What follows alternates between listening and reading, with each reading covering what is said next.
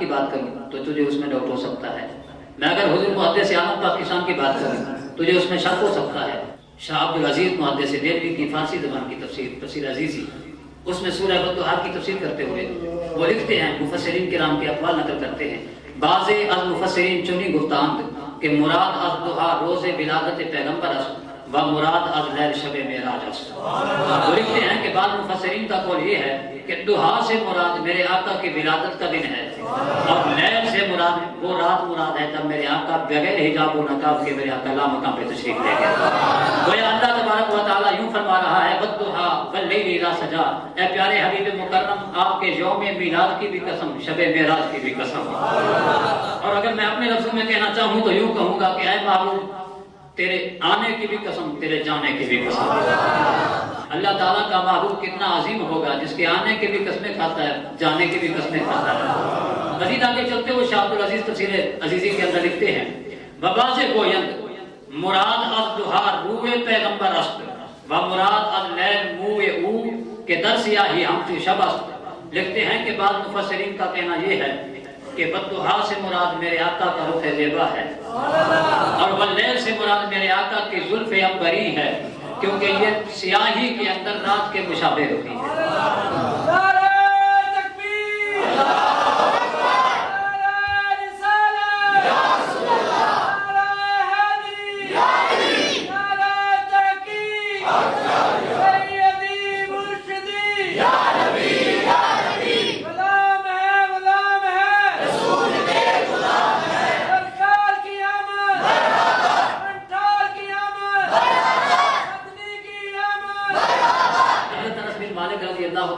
میرے آقا کی دعاؤں سے مالا مال ہونے والے یہ روایت کرتے ہیں، میرے آقا صلی اللہ علیہ وسلم کا حسن و جمال بیان کرتے ہیں، فرماتے ہیں کان رسول اللہ صلی اللہ علیہ وسلم اظہر اللون، میرے آقا صلی اللہ علیہ وآلہ وسلم کا رنگ انتہائی چمکیلا رنگ تھا۔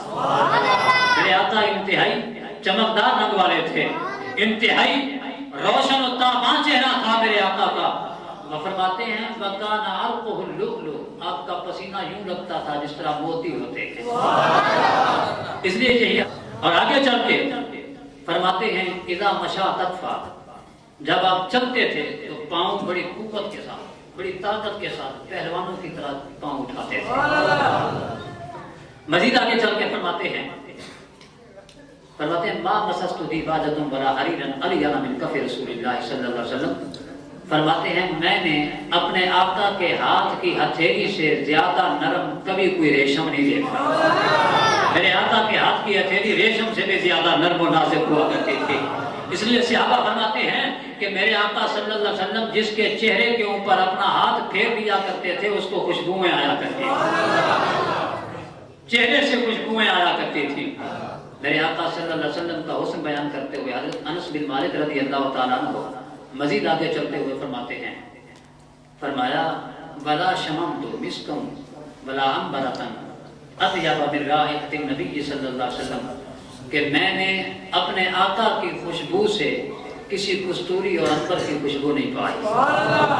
اس لیے صحابہ کرام سے بیٹھے بیٹھے جب میرے آقا صلی اللہ علیہ وسلم باہر تشریف لے جاتے، صحابہ کرام دیر ہو جاتی تو صحابہ کرام میرے آقا کو تلاش کرنے کے لیے نکلتے، تو راستے میں چلتے چلتے یہ اشکال ہو جاتا کہ رسول اللہ صلی اللہ علیہ وسلم اس گلی سے تشریف لے گئے ہیں یا اس گلی سے تشریف لے گئے ہیں، تو ان کا فیصلہ یوں ہوا کرتا تھا جس گلی سے خوشبو آتی تھی اس گلی سے وہ چل پڑتے تھے۔ میرے آقا صلی اللہ علیہ وسلم جس گلی سے چلتے تھے وہاں اس گلی سے خوشبوئیں آیا کرتی تھی، اس لیے حضرت انس بن مالک رضی اللہ تعالیٰ عنہ فرماتے ہیں کہ میں نے رسول اللہ سے بڑھ کر کسی مشک و عنبر کی خوشبو نہیں دیکھی، میں نے رسول اللہ سے بڑھ کر کسی کا چمکدار رنگ نہیں دیکھا، میں نے رسول اللہ سے بڑھ کر کسی کے ہاتھ کی نرمی نہیں دیکھی۔ اس لیے سید غلام اکبر شاہ آزاد نے سریکی زبان کے اندر کہا کہ خورشید فلک روپوش ہوندے، خورشید فلک روپوش ہوندے، جدا رخ تو پردہ چیندے جھوڑ بنوے۔ باہر تشریف لے جاتے تو آپ کے سر انور کے اوپر بادل بن جایا کرتے تھے۔ لوگ کہتے ہیں بادل اس لیے بن جایا کرتے تھے تاکہ میرے آقا کو سورج کی دھوپ نہ لگے، مگر میں کہتا ہوں میرے آقا کو سورج کی دھوپ کیا نقصان دے سکتی ہے، بلکہ بادل میرا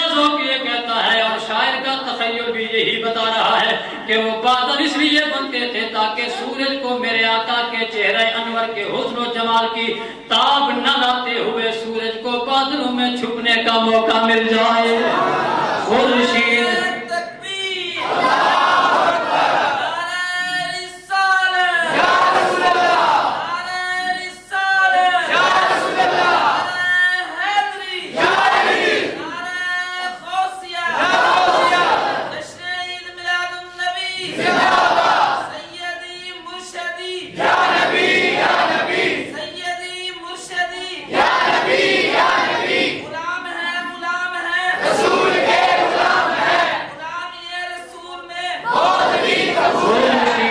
فلک روح پوش ہوندے جدا رخ تو پردہ چیندے جھڑ بن ویندے بلیل دے بگرے ہک ہک بل وچ کئی شہباز پھسیندے قید کرے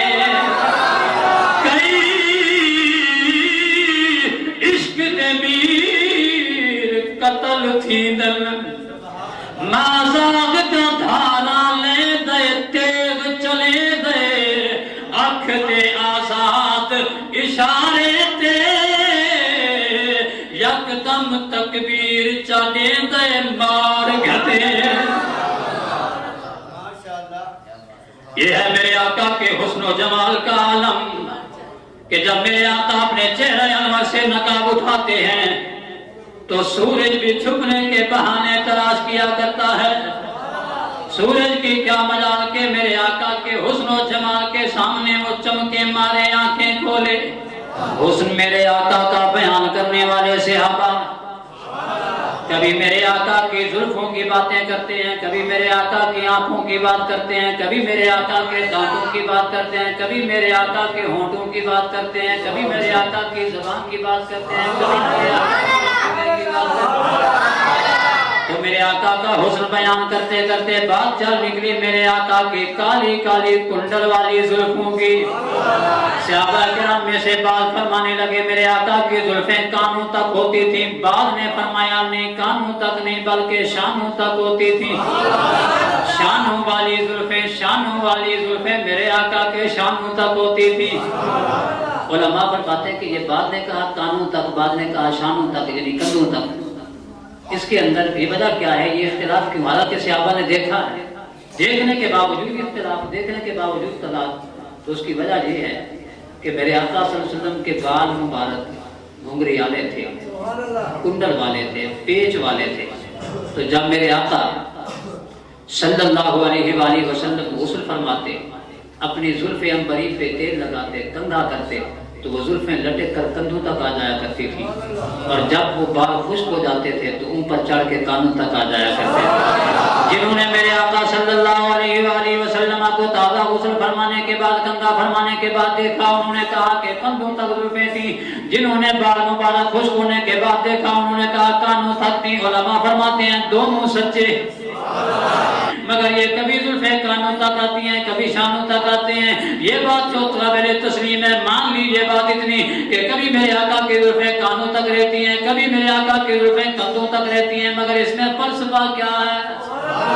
اس کے اندر راز کون سا ہے کہ کبھی زلفیں کانوں تک آتی ہیں, کبھی کندھوں تک آتی ہیں؟ یہ فلسفہ تیری میری سمجھ میں آنے والا نہیں. اگر یہ فلسفہ سمجھنا ہو تو تاجدار بریلی کا دامن تھا.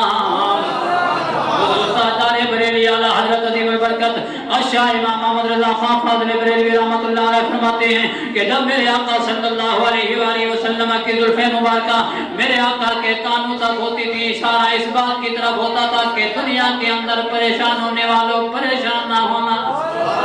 جب کبھی بھی رنجیدگی کا عالم ہو, غمگین ہونے کا موقع آ جائے تو غمگین نہ ہونا, بلکہ سرزمین چک جھمرا پر جامع مسجد گلزار مدینہ کے اندر بیٹھ کر یا رسول اللہ کی صدا لگانا تمہارا کام ہے. یہ محمد کان مدینے میں سنیں گے.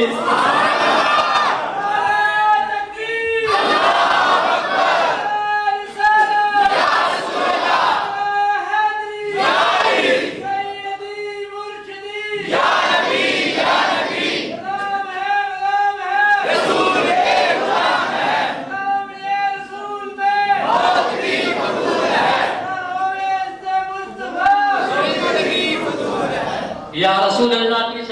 بیان کرنا تمہارا کام ہے، مدینے کے اندر بیٹھ کر سننا مجھ محمد کا کام ہے۔ اس لیے حضور اعلیٰ حضرت فرماتے ہیں کہ ہمیشہ کے لیے یا رسول اللہ کی صدائیں لگایا کرو۔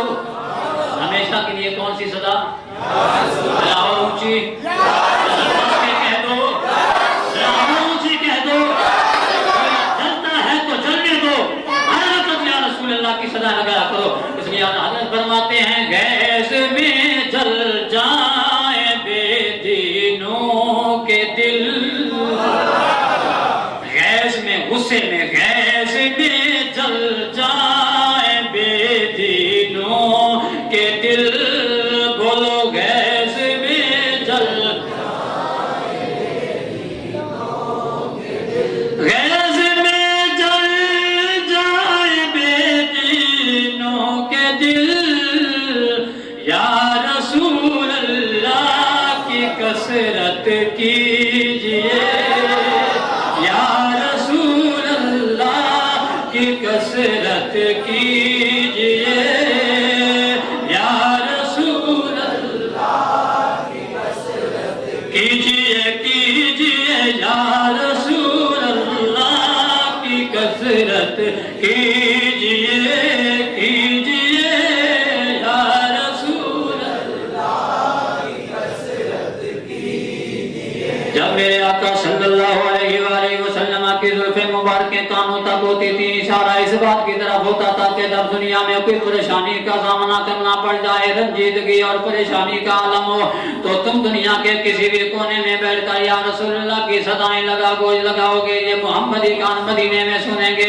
بھئی توجہ میری طرف رہے، فرمایا جب زلفیں کانوں تک ہوتی تھی صدائیں سننے کا اشارہ تھا، جب زلفیں مبارکہ کندھوں تک آ جایا کرتی تھی، اشارہ اس بات کی طرف ہوتا تھا کہ کل بروز قیامت جب سارے ہر کسی کو اپنی پڑی ہوگی، نفسی نفسی کا عالم ہوگا، کوئی نبی کسی امت کی سفارش کرنے پہ آمادہ نہیں ہوگا، سارے کے سارے میرے پاس چل کے آ جانا، یہ محمدی کندھے تمہیں سہارا دیں گے۔ اس لیے اعلیٰ حضرت علیہ مرحمہ میرے آقا کے زلفوں کے حسن و جمال کو کبھی کانوں تک ہونا، کبھی کندھوں تک ہونا، ان دونوں چیزوں کو اس کا فلسفہ بیان کرتے ہوئے فرماتے ہیں کہ دوش تک سنتے تھے فریاد، اب آئے تادوش، دوش تک سنتے تھے فریاد، اب آئے تادوش،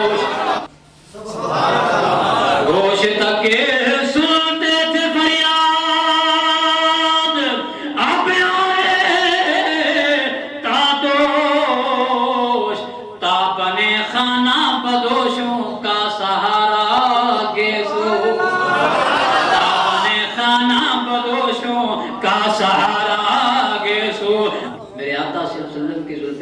کندھوں تک آتی تھی، تو اس لیے آتی تھی کہ جب تمہارا بوجھ اٹھانے والا کوئی نہیں ہوگا، جب سارے کہتے ہوں گے اذهبوا الى غیری، اذهبوا الى غیری، فرمایا حوض کوثر پہ آ جانا، جام نہ پلاؤں تو محمد نہ کہنا۔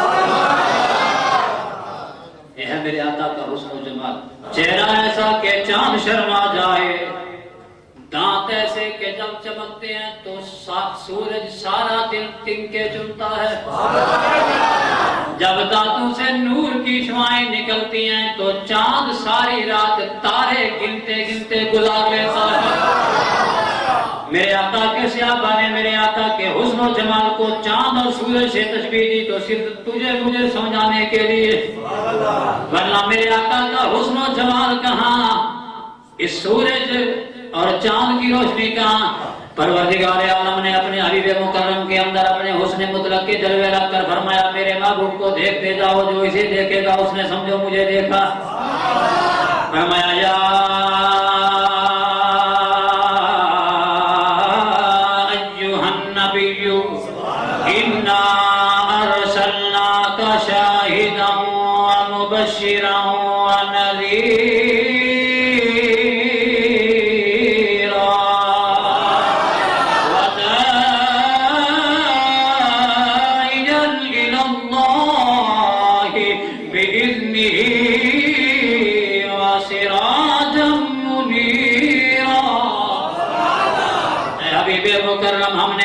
چمکتا ہوا سورج بنا کر بھیجا ہے، چمکتا ہوا آفتاب بنا کے بھیجا ہے۔ ہم نے آپ کو چمکتا ہوا سورج بنا کے بھیجا، چمکتا ہوا سورج، چمکتا ہوا سورج کہ آسمان کا سورج دن کو چمکتا ہے، رات کو غروب ہو جاتا ہے۔ فرمایا حبیب مکرم تم سراج بہاج نہیں جو دن کو چمکو اور رات کو غائب ہو جاؤ، بلکہ تمہیں تو میں نے سراج منیر بنا کر بھیجا ہے جو دن کو بھی روشن و تاباں رات کو بھی جس طرح سورج پوری دنیا کے اندر اپنی روشنی پھیلاتا ہے۔ حبیب مکرم تیرے دروازہ اقدس پہ بھی جو بھی آئے گا کبھی خالی نہیں لوٹے گا۔ ہاں کوئی حسن و جمال کی خیرات مانگنے کے لیے آئے اس کی جھولی بھی بھر جائے گی، کوئی روٹیاں مانگنے آئے گا تو اسے روٹیاں ملیں گی، درہم و دینار لینے کے لیے آئے گا تو اسے درہم و دینار ملیں گے۔ سبحان اللہ، ذرا ہولی میرے نال بولتے ماڑے ہو نا تسی۔ میرے آقا صلی اللہ علیہ وسلم کا حسن و جمال کیا کہنے کہ جن کے حسن و جمال کی اللہ قسمیں کھائے، ان کو میری زبان کیا بیان کر سکتی ہے۔ صحابہ کرام رضوان اللہ تعالی علیہم اجمعین میرے آقا صلی اللہ علیہ وآلہ وسلم کے حسن و جمال کو اپنے اپنے انداز میں بیان کرتے تھے، لوگوں نے سنا، ہم تک پہنچایا، میں بیان کر رہا ہوں، تم سن رہے ہو، اپنی نسلوں کو سناؤ گے۔ یوں کرتے کرتے فرمایا سراجم منیرا، فرمایا حبیب مکرم تم ایسے سورج نہیں ہو جو کبھی روشن رہے کبھی ماند پڑ جائے، کبھی روشن رہے کبھی غروب ہو جائے، بلکہ ایسا سورج بنا کر ہم نے آپ کو بھیجا ہے کہ آج سے لے کر آمنہ کی گود سے لے کر تا قیامت تیرے حسن و جمال کے جلوے بکھرے رہیں گے۔ میرے آقا صلی اللہ علیہ وآلہ وسلم کو حضرت آمنہ پاک آمنہ رضی اللہ تعالیٰ عنہ اپنی گود کے اندر لے کر بیٹھی ہیں، طائف کی دائیاں آئیں، میرے آقا صلی اللہ علیہ وسلم کی بھی ولادت ہو چکی، مکہ مکرمہ کے اور بچوں کی بھی ولادت۔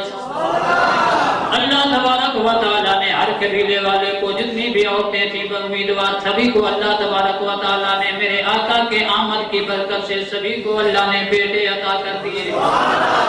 طائف کی دائیوں نے سنا مکہ کے اندر اللہ تعالیٰ نے بہت سی عورتوں کو بیٹے عطا کر دیے ہیں، چلو اپنی اپنی سواری پہ بیٹھو، مکہ میں جا کر بچے لے کر آتی ہیں، کیونکہ عرب کا دستور تھا جب بچہ پیدا ہوتا تھا دیہات کے اندر کسی دائی کے حوالے کر دیا کرتے تھے تاکہ دیہات کی آب و ہوا کے اندر پرورش پائے۔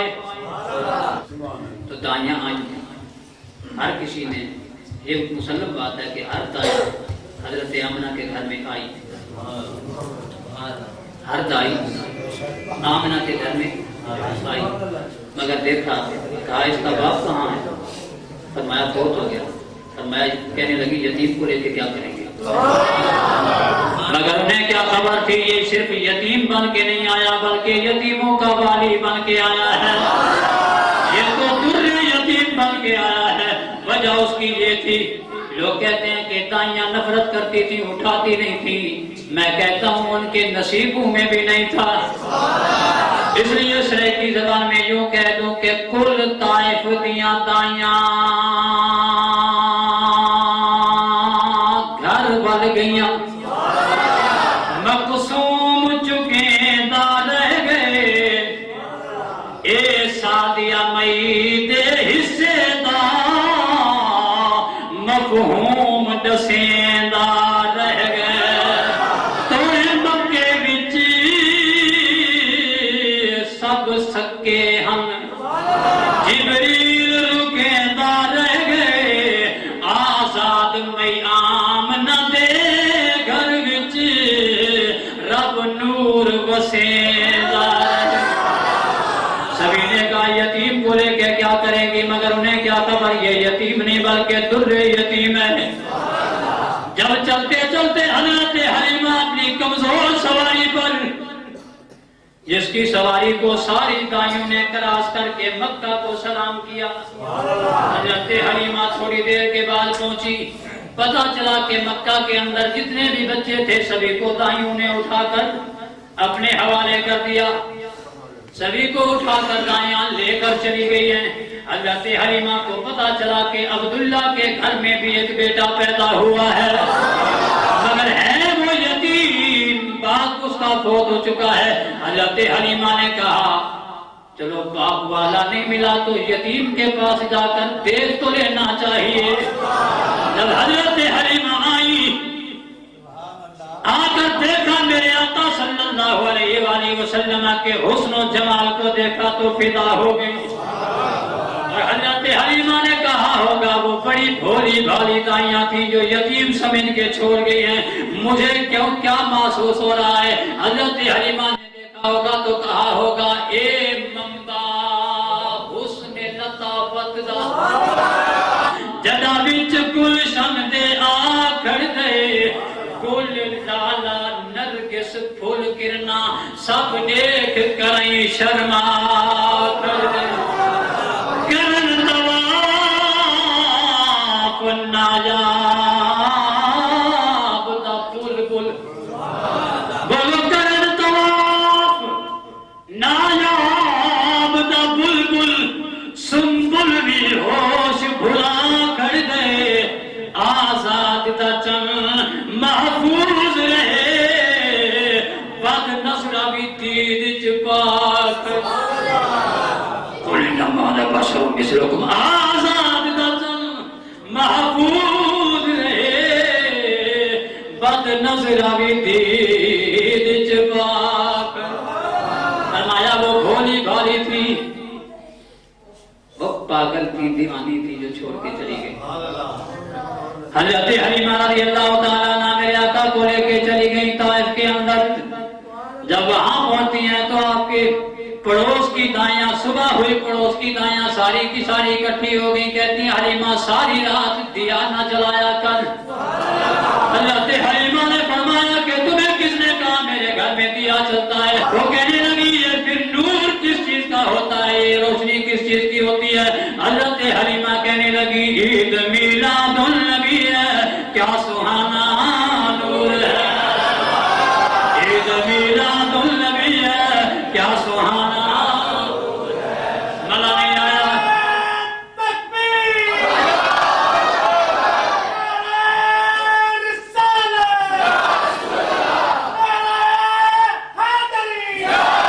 چل کے بولو عید میلاد النبی ہے، کیا سہانا نور ہے، عید میلاد، عید میلاد النبی ہے، کیا سہانا نور ہے، آ گیا وہ نور والا جس کا سارا نور ہے، آ گیا وہ نور والا جس کا سارا نور ہے۔ تمہیں بھول ہے، تم کہتی ہو کہ ساری رات گھر کے اندر چراغ جلتا ہے، یہ چراغ نہیں جلتا، چراغوں کو روشنی دینے والے کا نور چمکتا ہے۔ جو چراغ تم جلاتی ہو، جن چراغوں کے جلنے کا دعویٰ تم کر رہی ہو، ان چراغوں کو جلنے کی ہمت و طاقت ملی تو اس چراغ سے سراجم منیرا۔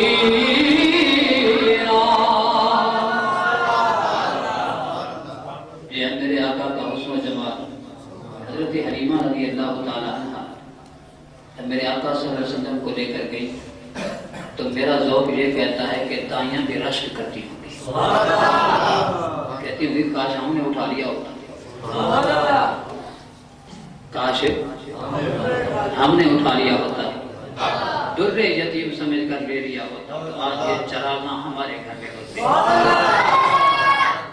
میرے آقا صلی اللہ علیہ وآلہ وسلم کا یہ جو حسن و جمال ہے نا، حضرت تاجدار گولڈا پیر میر علی شاہ نے ایک شعر کہا، مگر اس میں ایک لفظ بولا، وہ لفظ بتاتا ہے کہ صرف تصور میں لا کر چہرہ بدوحا کو وہ شعر نہیں لکھا گیا، بلکہ سامنے میرے آقا کا لائف دیدار کر کے پیر میر علی شاہ نے کہا اس صورت نو میں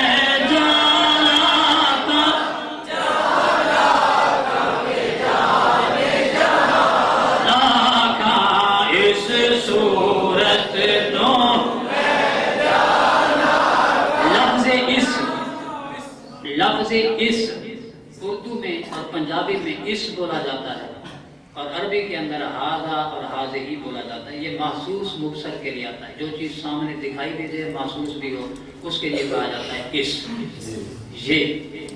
ٹھیک ہے نا, محسوس مبصر کے لیے.